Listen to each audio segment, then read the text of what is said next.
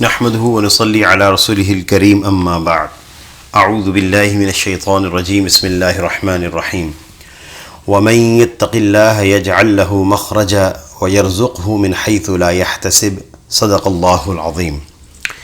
اللہ رب العزت نے ہمیں رمضان کے بابرکت ایام عطا فرمائے تھے، اب یہ برکت والی رات ہے اور اس کے بعد انشاءاللہ کل خیر و برکت والا عید کا دن ہے جو مسلمانوں کے لیے، تمام ایمان والوں کے لیے خوشی کا دن ہے۔ اللہ رب العزت نے ہم سب کی رمضان میں تربیت فرمائی ہے، ہماری عادتیں بدلی ہیں اور ایسی تربیت فرمائی ہے جس کی گواہی ہر روزے دار دے گا کہ میرے اندر اس کیفیت میں تبدیلی آئی ہے۔ اس میں سب سے پہلی بنیادی چیز کی جو تربیت ہے وہ اللہ رب العزت نے ہر روزے دار کی تقوی کی تربیت فرمائی ہے۔ جس نے بھی روزہ رکھا ہے اللہ تعالیٰ نے اس کی تقوی کی تربیت فرمائی ہے۔ تقوی کسے کہتے ہیں؟ مختصر سی تعریف اور آسان تعریف یہ ہے، تقوی کہتے ہیں جن کاموں کا اللہ نے کرنے کا حکم دیا ہے ان کو نہ کرنے سے بچنا، اور جن کاموں کا نہ کرنے کا حکم دیا ان کو کرنے سے بچنا۔ آسان سی تعریف، اللہ تعالیٰ نے نماز پڑھنے کا حکم دیا ہے، اس کو نہ پڑھنے سے بچنا۔ اللہ رب العزت نے روزہ رکھنے کا حکم دیا ہے، اس کو نہ رکھنے سے بچنا، اس کو تقوی کہتے ہیں۔ آسان سی تعریف ہے۔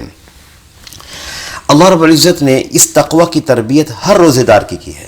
جس شخص نے بھی روزہ رکھا ہے وہ کھانے پینے ازدواجی تعلقات سے رک گیا ہے، اس نے وہ ایسا کام نہیں کیا۔ اچھا، کوئی ایسا سرکش نوجوان جس کی سرکشی کی طاقتیں عروج پر ہوں، کسی بند کمرے کے اندر ہو، تو اس نے بھی نہ کچھ کھایا ہے نہ کچھ پیا ہے، اگر اس کو کریدا جائے کہ آپ نے کیوں کچھ کھایا پیا نہیں ہے، وہ بندہ یہ کہتا ہے کہ اللہ دیکھ رہا تھا، میں نہیں کھا سکتا۔ سرکش نوجوان، معصیت مبتلا نوجوان جو یہ کہتا ہے کہ میں گناہوں سے نہیں بچ سکتا، میرے پاس راستہ نہیں ہے گناہوں سے بچنے کا، وہ نوجوان بھی کھانا پینا چھوڑ چکا ہے اللہ کی رضا کے لیے۔ وہ یہ کہہ رہا ہے کہ اللہ مجھے دیکھ رہا ہے۔ اللہ تعالیٰ اسی کیفیت کو 11 مہینے برقرار رکھنے کی توفیق عطا فرما دے۔ یہ اللہ نے ہر ایک کی تربیت کی ہے۔ اور نوجوان یہ بھی سوچے اس بات کو کہ اس نے کھانا پینا چھوڑ دیا ہے جس پر انسان کا مدار زندگی ہے، اس کے بغیر انسان جی نہیں سکتا، تو اس بندے کے لیے وہ کام چھوڑنا کتنا آسان ہوگا جس پر اس کا مدار زندگی نہیں ہے، یعنی اللہ کی نافرمانی کے کام، معصیت کے کام، اس پر انسان کا مدار زندگی نہیں ہے، یہ بندہ اس کو آسانی سے چھوڑ سکتا ہے۔ تو اللہ تعالیٰ نے ہر انسان کی تربیت فرمائی ہے۔ اچھا، ایک انسان کو اللہ نے اپنا ایک یقین عطا فرمایا ہے، دیکھنے کا یقین، مجھے اللہ دیکھ رہا ہے۔ یہ کیفیت ہر روزے دار کو حاصل رہی کہ مجھے اللہ دیکھ رہا ہے۔ سخت گرمی کا دن ہوتا تھا، چھوٹے چھوٹے بچے پانی پینے کے لیے تیار نہیں تھے، ان سے بار بار کہا جاتا تھا چھوٹے بچوں کو کہ چلیں وہ پانی پی لیں اور کچھ کھا لیں، لیکن بچے بھی آمادہ نہیں تھے کہ اللہ پاک دیکھ رہے ہیں۔ اللہ تعالیٰ کی دیکھنے کا یقین اللہ نے ہر ایک کو نصیب فرمایا ہے۔ اگر یہ بات سمجھ چکے ہیں تو ایک اگلی بات سمجھیے گا، پورے تصوف کا جو خلاصہ اور نچوڑ ہے وہ صفت احسان کا حصول ہے۔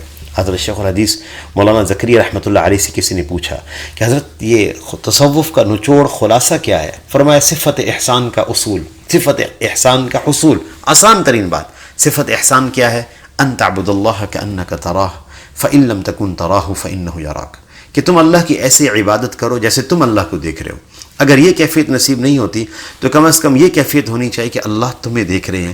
یہ کیفیت ہر روزے دار کو حاصل تھی جو پورے تصوف کا خلاصہ ہے۔ تو اللہ تعالیٰ نے کتنی بڑی تربیت فرمائی۔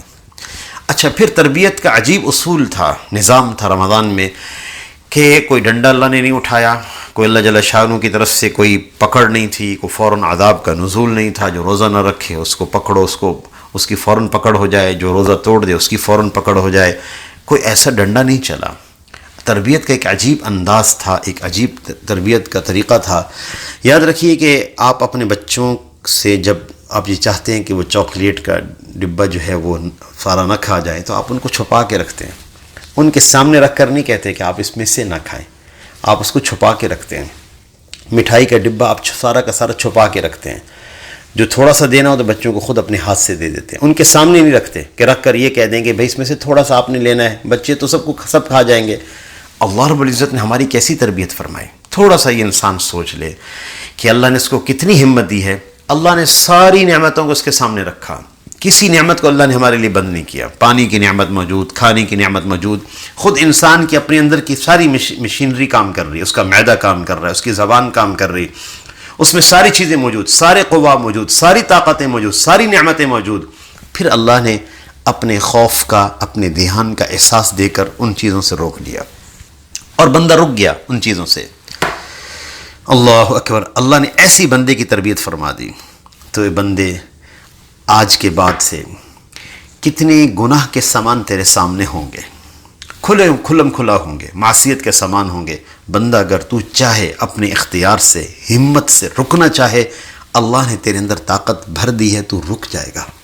جیسے تو نعمتوں کے ہوتے ہوئے تو نے نعمت کو استعمال نہیں کیا، تو نے کھانا نہیں کھایا بندے، پانی نہیں پیا، ایسی ہی کھلم کھلا معصیتیں ہوں گی، اور معصیت تک دسترس ہوگی بندے تیری. لیکن اگر تو ہمت اب کر لے، اللہ نے تیرے اندر طاقت بھری ہے، اس کیفیت کو ضائع نہیں کرنا، انسان گناہوں سے بچ سکتا ہے.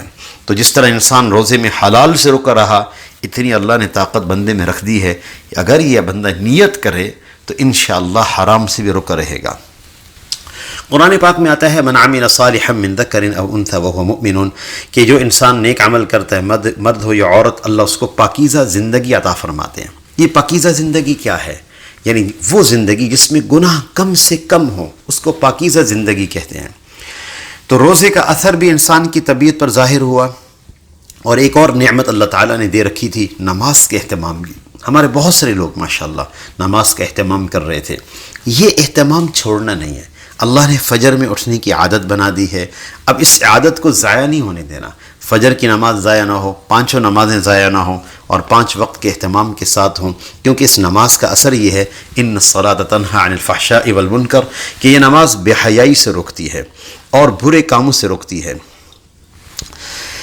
یاد رکھیے گا کہ بعض اوقات ہمارے بعض لوگ یہ سوال کرتے ہیں کہ ہم تو کافی عرصے سے نمازیں پڑھ رہے ہیں، ہمارے اندر تو کوئی تبدیلی نہیں آتی. ہم روزہ رکھ رہے ہیں، ہمارے اندر کوئی تبدیلی نہیں آتی. یہ بندے تھوڑا سا غور کر لیں.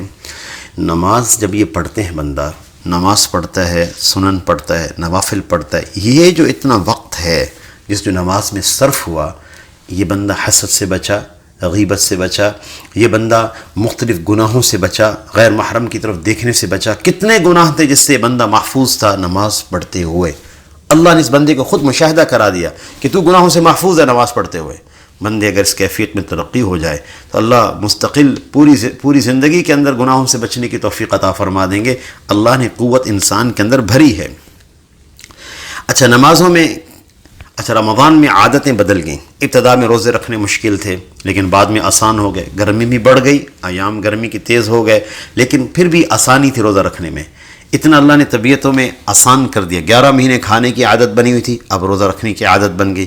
عید کا دن ہوگا صبح تو جیسے کھانے کی طرف ہاتھ بڑھائیں گے، کیونکہ عادت بن چکی تھی، تو ایک دم خیال آئے گا اوہو یہ روزہ ہے اور میں کچھ کھا نہیں سکتا. پھر فوراً دوسرا خیال آئے گا نہیں بھائی آج تو عید ہے، روزہ نہیں ہے، تو آدمی وہ لقمہ لے لیتا ہے. لیکن لقمہ لے تو ایک رکاوٹ اس کو شروع میں آتی ہے. تو اے بندے، اللہ نے اس عادت کی تربیت کر دی ہے. اسی طرح گناہوں سے بچنے کی بھی اللہ نے تربیت فرما دی ہے. جس آدمی کی گناہوں سے بچنے کی عادت ہو جائے، اس کے لیے گناہ کرنا مشکل ہو جاتا ہے. جس طرح صبح عید کے وقت پہلا لقمہ کھانا انسان کے لیے مشکل ہوتا ہے. اللہ رب العزت نے پھر اس رات کو، عید الفطر کی رات کو لیلۃ الجائزہ فرمایا ہے، تو انعام والی رات. اور یاد رکھیے جب نوجوان کو انعام ملنا ہو، اس کو ڈگری ملنی ہو، تو یہ نوجوان کتنا حساس ہوتا ہے. کیا یہ تفریح کرنے کے لیے بھاگ دوڑ جاتا ہے؟ نہیں، وہ مجلس میں کتنا حساس بیٹھا ہوتا ہے، کتنا منتظر ہوتا ہے جب ڈگری ملنے کا دن ہوتا ہے، جب انعام ملنے کا دن ہوتا ہے. تو یہ نوجوان سے درخواست ہے کہ یہ لیلۃ الجائزہ انعام اللہ کی طرف سے عطا کی رات ہے، مغفرت کی رات ہے. تو اس رات میں انسان اللہ کی نافرمانی کی طرف نہ چلے، غیر محرموں کو دیکھنے کی طرف نہ سفر کرے، اپنے آپ کو بچائے. یہ تو اللہ کی طرف سے جائزہ کی رات، انعام کی رات ہے. اور پھر آپ صلی اللہ علیہ وسلم کی جو سنت مبارکہ ہیں عید والے دن کی، وہ یہ ہے کہ صبح جلدی بیدار ہونا ہے، اور پھر غسل فرمانا ہے، شرع کے مطابق آرائش کرنا ہے، اور کچھ عید الفطر سے قبل کچھ میٹھا تناول کرنا ہے، اور جو ہے تکبیرات کہنی آہستہ آواز سے، اور جاتے ہوئے ایک راستے سے جائے عیدگاہ کی طرف، واپس آئے تو دوسرے راستے سے آئے، تکبیرات کہتے ہوئے آئے آہستہ آواز سے. عید الفطر کی یہ سنتیں ہیں. اللہ تعالیٰ سے دعا ہے کہ رمضان نے رمضان کی وجہ سے جو ہماری عادتیں بنیں، جو تربیت ہوئی، اللہ تعالی ہم اس پر استقامت کی توفیق عطا فرمائے۔ وآخر دعوانا ان الحمد للہ رب العالمین۔